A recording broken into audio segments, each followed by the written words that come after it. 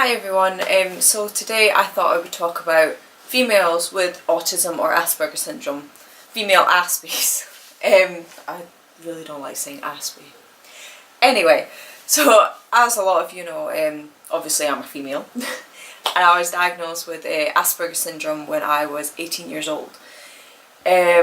Before then it was never even mentioned like that I might have AS. Even though my brother was diagnosed when he was like 5 years old, 5 or 6, something like that. It was never mentioned that I might have autism. Myself, never picked up on. And I think this is the case for a lot of females with Asperger Syndrome or autism, because the original studies for autism were done just on boys. And a lot of the studies are saying, oh well, it's like more of a male brain, like the females have more male brain. I don't believe that at all. But I think females are really good at masking and copying each other's behaviour. So like when I was a child and I was in a group of girls, I sort of copied what they done, and it may not have been apparent unless you knew me really well or you knew me by myself and were an expert in autism that I might be autistic. So men are 5 times more likely to be diagnosed with autism, and I think this is because the original studies were done on men, and I think the whole masking thing comes into it of why more men are diagnosed than women. The whole thing with obsessions as well, like for me I was obsessed with bands, still am, I'm 26, still completely obsessed, but this seems to be sort of like a normal thing for girls to be obsessed with like bands or like fashion or makeup and stuff like that. Yeah, I think for girls it is a hard thing because like these obsessions might be normal unless they were like a really obscure obsession, but then even then copying social behaviours and mixing in with a group, unless the girl isn't like that. But for a lot of the females I know and myself, it's something that I've been okay with, and I've just copied what other people have done. Although when I've been in a social situation, when I come home I have to isolate myself, and that's the thing that people don't normally see unless they know me really well, or like my fiance who lives with me. Like after shift at work I have to be alone and listen to music, and I need to isolate myself because I find it very stressful and I get very tired, and this is a thing that people maybe don't see and it isn't apparent to them unless they know me really well.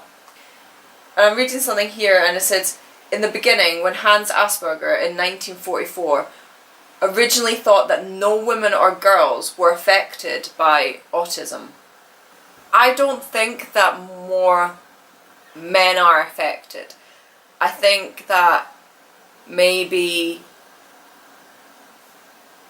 as girls grow up, we maybe do mask it, or we maybe, I don't know. It's a difficult one. I don't think that more men are affected than women, because I do know a lot of women with autism. But then again, I know loads of men, so it's very difficult for me.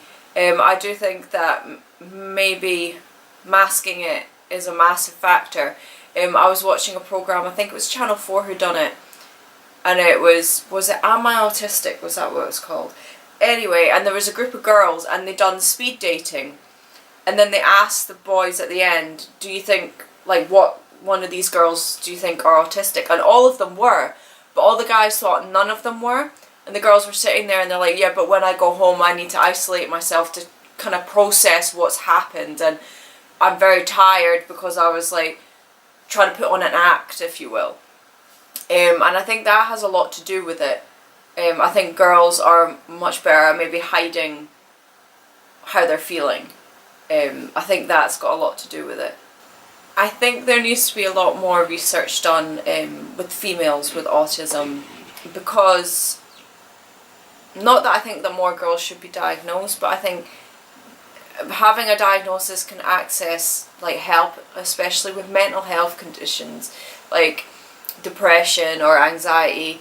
With the autism diagnosis, you're then open to have more support, and I think that could be very useful. I think a lot of girls maybe go undiagnosed and don't have access to this support.